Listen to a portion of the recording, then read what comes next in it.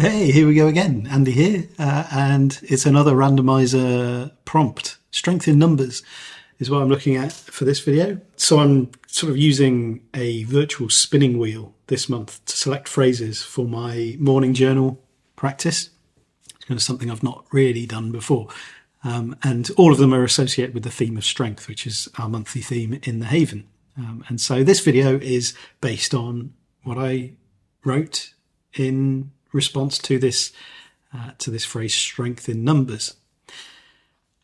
Start with Martin Luther King Jr. said, "There is power in unity and there is power in numbers."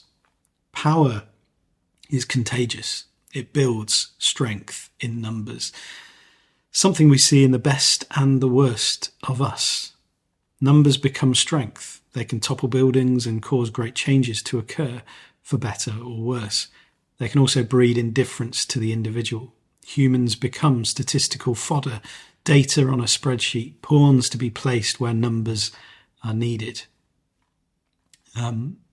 There's something fascinating and terrifying about a crowd that develops its own mind. I think this is something probably the in horror films and things like that. It's the thing that terrifies me most, is how a crowd. Just finished watching the second series of Squid Game, and it's how a crowd develops a mind that stretches beyond any individual's ability to influence it or to sort of reason with it. Crowds not as a reflection of a collection of individual identities or that kind of thing, but as a loss of a sense of who we are. Social influence, de-individualization, emotional contagion, scapegoating, compliance, anonymity, and desensitization. Countless examples of large, powerful groups that rise without warning, united in a moment, brought together by a call to action or a situational reaction, like a pitch invasion or a riot, where an eruption of emotion surges like an unstoppable wave, picking up energy and momentum as it breaches the defences, crashing through the normal order of things.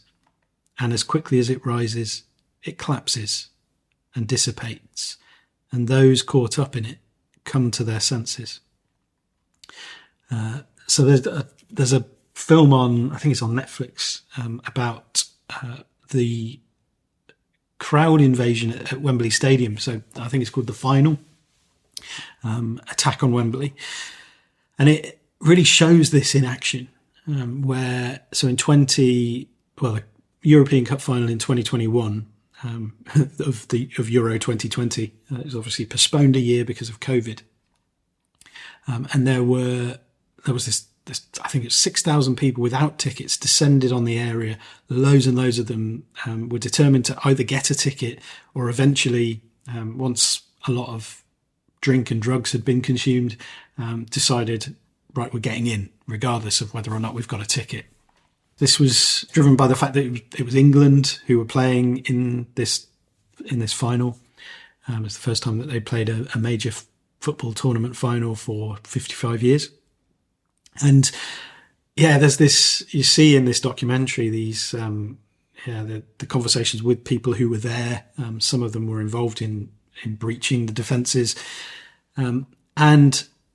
It shows a sort of a whole range of really fascinating psychological factors at work, which culminate in them, many of them behaving completely out of character and in ways that, they see footage of themselves and it's really hard to recognise myself there. Like, I can't believe that is me.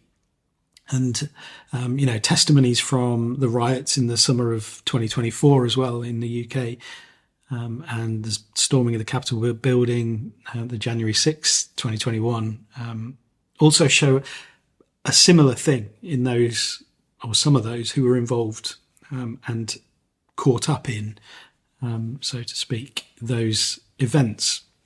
So there's power in unity and there is power in numbers. People feel invincible. They become unstoppable and they lose their minds, literally, when they become absorbed in the numbers. It happens to us all. In small ways over time, we might find ourselves passing the task of thinking over to the political and social positions that we most align with. We drift with the tide, allowing opinions to be shaped not by our own consideration and values and critical thinking, but by what we need to think to remain in touch with our tribe. In time, outlying and left field ideas move to the mainstream and the middle ground. The extremities shift and widen as we find new vantage points from which to observe. This is amplified when we seek totalizing explanations and philosophies for life, a grand theory of everything. If something presents us with a lens to view everything through, we cease asking questions and thinking critically. We stupefy our thought processes, retreating into the numbers, building them bigger so they protect us from sources of challenge and nuance. There is power in unity and there is power in numbers. Unity is about turning an abstraction into a reality together. Mother Teresa famously said, "None of us, including me, ever do great things, but we can all do small things with great love, and together we can do something wonderful."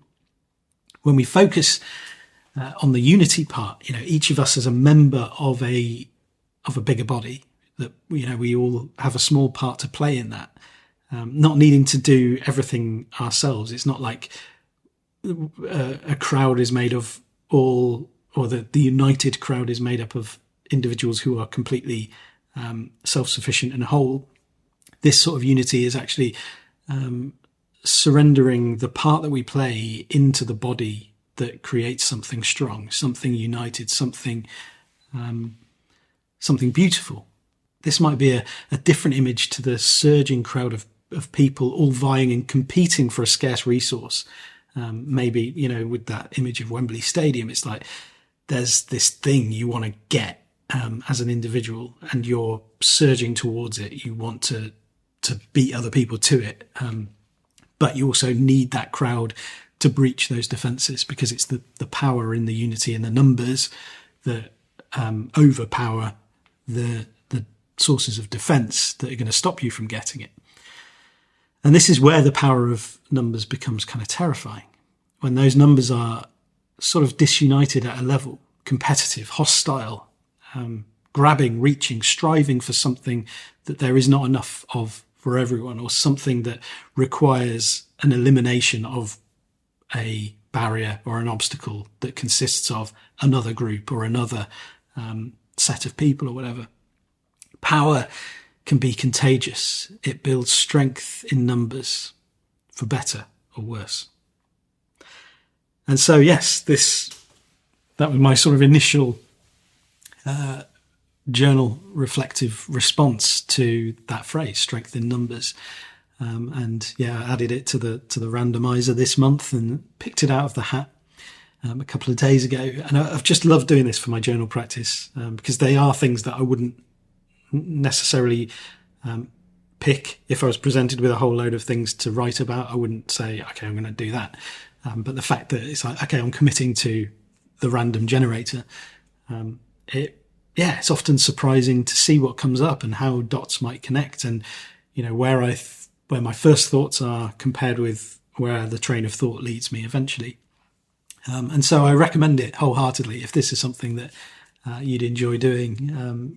Feel free to pick a card. I've got a link in the description to the sort of strength homepage on the Haven, and you can pick a random card there and let me know how you get on. Leave a comment, send me a message. Likewise, anything that I've said in this video, anything around this prompt itself, or if you fancy reflecting further on strength in numbers, then please do that and get in touch. I would absolutely love to hear from you. All right, I will be back again soon for another one of these, because I'm really enjoying it. All right, bye-bye.